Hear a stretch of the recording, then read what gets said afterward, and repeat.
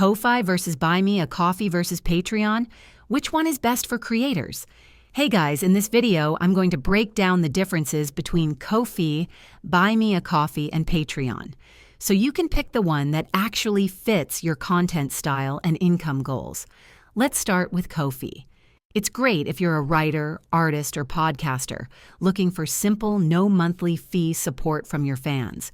You get tips, memberships, and even sell digital products. It's super easy to use and perfect for small, casual income.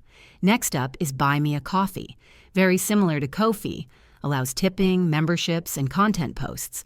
It's user-friendly and good for creators who want a lightweight way to monetize without pressure. But like Ko-Fi, it doesn't offer deep tools for scaling. Now let's talk about Patreon. This is the big player when it comes to building recurring income through memberships. Perfect if you're making ongoing content like videos, podcasts, or courses. Offers tiered rewards, exclusive content, and strong creator support. But it also takes a cut and feels more professional than casual. So which one is best?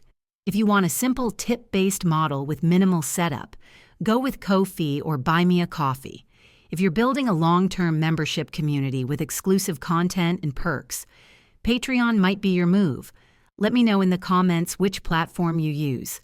And if you found this helpful, hit like and subscribe. See you next time.